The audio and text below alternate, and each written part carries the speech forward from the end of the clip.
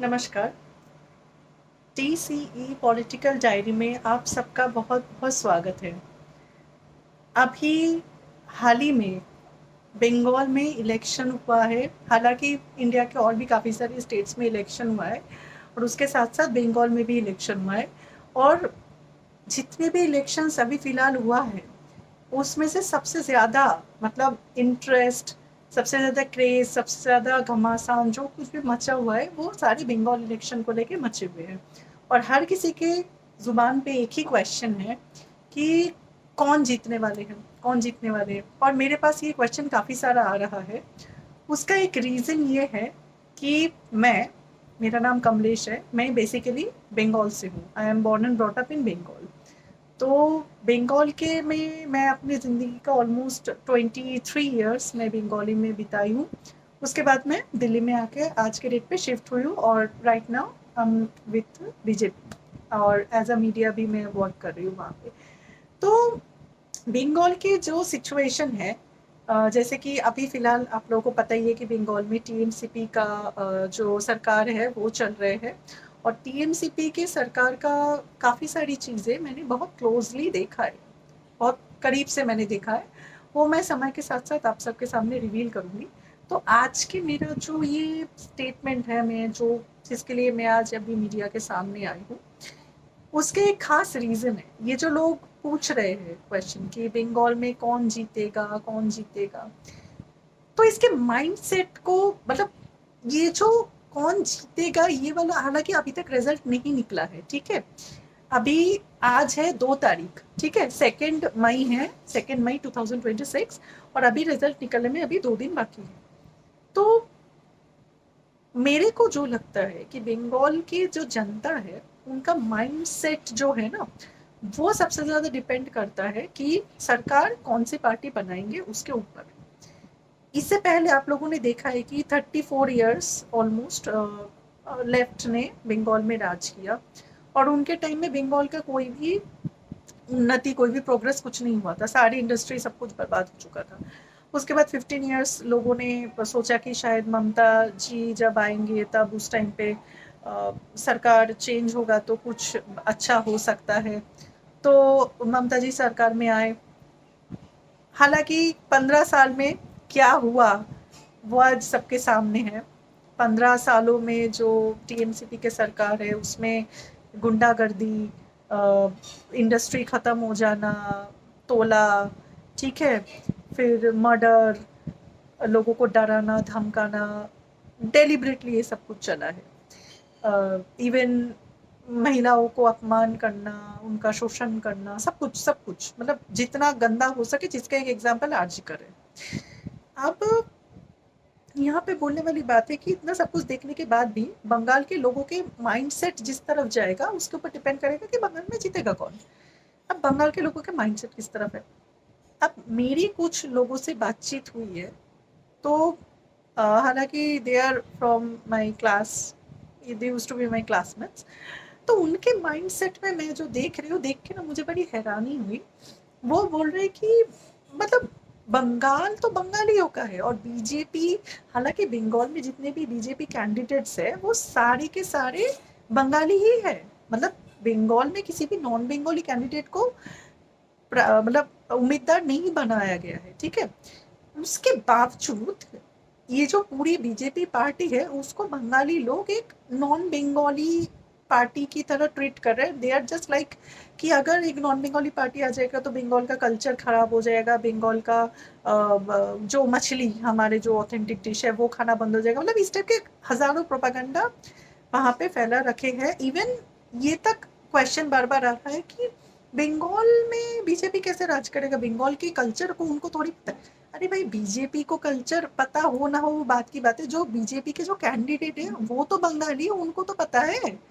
वो तो नॉन बंगाली ना, वो तो बंगाल से बाहर के हैं फर्स्ट ऑफ ऑल। और दूसरी चीज मेरे को सबसे ज्यादा बुरा इस बात का लगा कि पता नहीं बंगाली लोग इस चीज से क्यों ऐसे बोलते हैं। मतलब मुझे पर्सनली इस चीज का बहुत बुरा लगा, बिकॉज बहुत लंबे टाइम तक मैं आज बंगाल से बाहर दिल्ली में रह रही हूँ और यहाँ पे बंगालियों का एक रिस्पेक्ट है। बंगालियों को यहाँ पे बहुत हार्डली, बहुत वार्मली एक्सेप्ट किया जाता है। और सिर्फ इतना ही नहीं, कल्चर को हम लोग इंटरचेंज करके आराम से आपस में एक दूसरे के साथ मिलजुल के रहते हैं। यहाँ पे ऐसा नहीं है कि कोई मेरे को हेट करता है बिकॉज आई एम ईटिंग मछली और कोई नहीं खाता, ऐसा कुछ नहीं है, ठीक है। आराम से सब रह रहे हैं, बंगाली कल्चर को समझने की भी कोशिश करते हैं, क्योंकि ऑब्वियसली बात है जब हम 4 फ्रेंड सर्कल में रहेंगे तो एक दूसरे के कल्चर को समझने की कोशिश करेंगे। तो ऐसे ही हम लोग बंगाल में चलते हैं। तो मुझे नहीं पता टीएमसीपी और उसके टीम बंगाल में इस तरह के प्रोपागंडा क्यों फैला के रखा है कि बंगाल में ये लोग आएंगे, बीजेपी आएंगे तो बंगाल का कल्चर बर्बाद हो जाएगा। अच्छा, बीजेपी तो इतने सारे स्टेट में आ रखे हैं, क्या उन स्टेट्स का कल्चर खत्म हो गया है? दिल्ली में बीजेपी है, ठीक है। अब जैसे सबसे बड़ा प्रोपागेंडा मछली को लेके चल रहा है, नॉनवेज को लेके चल रहा है, तो दिल्ली में बीजेपी है, गुजरात में बीजेपी है, तो क्या यहाँ के लोग नॉनवेज नहीं खाते हैं? हम लोग मछली नहीं खा रहे हैं क्या?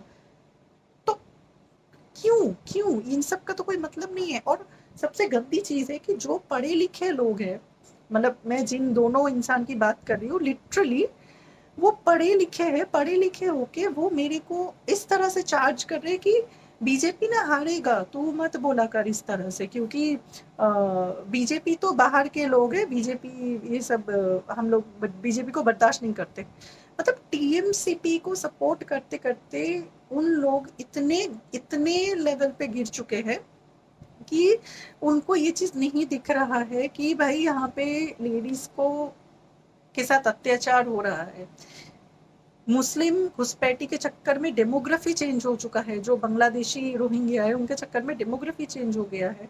इतनी बड़ी बड़ी हादसा वहां पे चल रही है, बट फिर भी उनको लग रहा है कि नहीं, टीएमसीपी इज द बेस्ट। जबकि पूरे देश, पूरे दुनिया, पूरे देश के लोग बंगाल इलेक्शन की तरफ इसलिए देख रहे हैं क्योंकि बीते दिनों में उन्होंने देखा है कि ममता सरकार के रहते हुए बंगाल में किस तरह से हिंदुओं के ऊपर अत्याचार हो रहा है, किस तरह से आरजीकर का इंसिडेंट हुआ, ये सब कुछ वो लोग देख रहे हैं।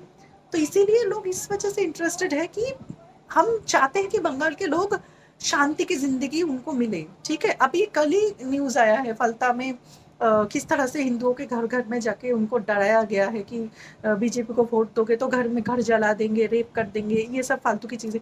मतलब इस लेवल पे लोगों पर वाकई ही डराया जाता है बंगाल में। ये कोई झूठ बात नहीं है। मैं जब खुद बंगाल में थी, when I was in Bengal, और मैं कॉलेज में पढ़ती थी, तो मेरे को भी इस तरह से धमकाया जाता था। हालांकि कैसे क्या वो मैं किसी दिन किसी और वीडियो में बताऊंगी।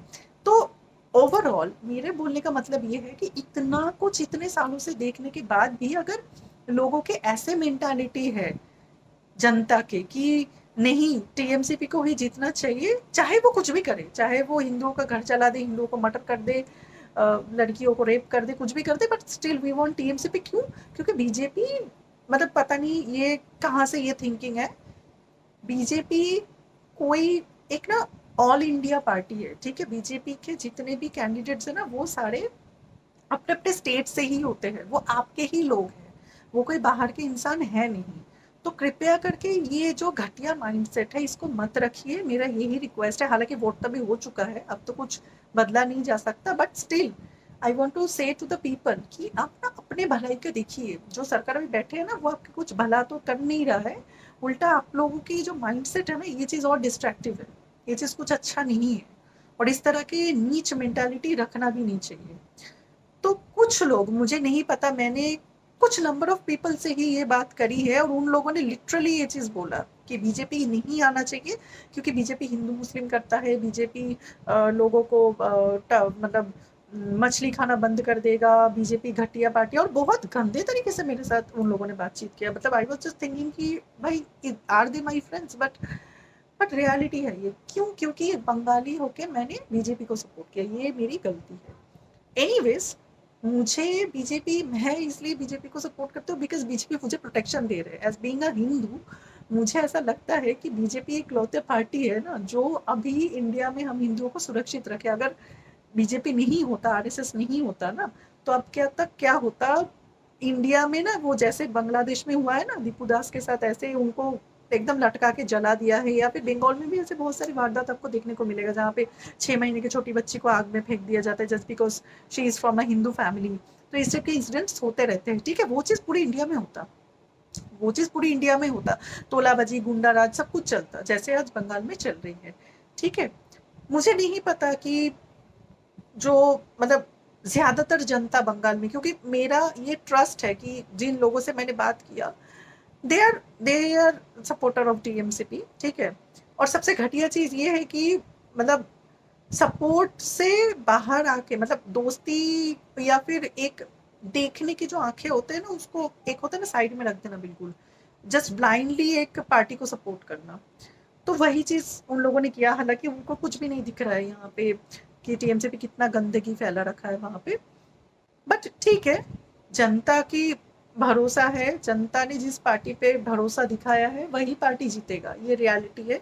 और मेरे को, मैं पर्सनली इस चीज को मानती हूँ कि जो भी इंसान वोट देने के लिए जा रहे हैं ना, उसके पास दिमाग है, उसको समझना चाहिए।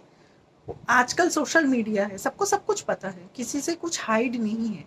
तो सोशल मीडिया के ज़माने में कौन सी पार्टी क्या काम कर रहा है, क्या नहीं कर रहा है, वो चीज़ सबको पता है। तो उसको एनालिसिस करके इंसान को डिसीजन लेना है कि वो किसको चाहते हैं और वो क्या चाहते हैं, ठीक है।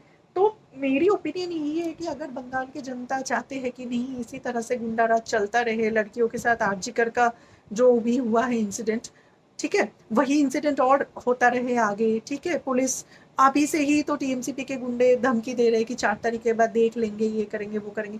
तो अगर बंगाल की जनता इस माइंडसेट को लेके वोट दिया है कि नहीं, कि हमें बीजेपी नहीं चाहिए क्योंकि वो बाहर के पार्टी है, और कुछ फॉल्स प्रोपागेंडा पे भरोसा करके उन्होंने वोट दिया है, तो फिर टीएमसीपी आएगा। और अगर उनको लगा है कि नहीं बीजेपी उनके कुछ भला कर सकते हैं, अगर उन्होंने भरोसा दिखाया है, तो ऑब्वियसली बीजेपी जीतेगा। लेकिन मेरे कहने का ये है कि ये जो घटिया माइंडसेट है जो कुछ लोगों ने वहां पे पाल रखा है, और प्रोपागेंडा जो चला रहा है बीजेपी को लेकर कि बीजेपी हिंदू मुस्लिम करते ये करता है, थोड़ा सा आंखें आप लोग खोलिए, ठीक है, थोड़ा सा देखिए। बांग्लादेश, अभी अभी कुछ दिन पहले न्यूज आया, बांग्लादेश में एक प्रेग्नेंट औरत थी, उसके बच्चे को निकाल लिया गया, ठीक है, पेट से निकाल के उसको रेप किया गया, ठीक है।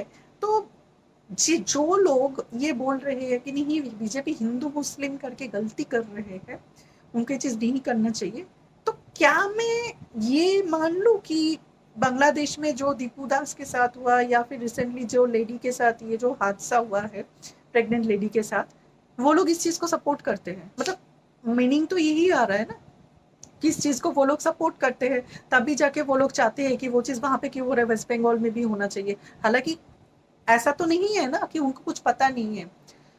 तो राय आपके है, सोच आपके है, डिसीजन आपके है।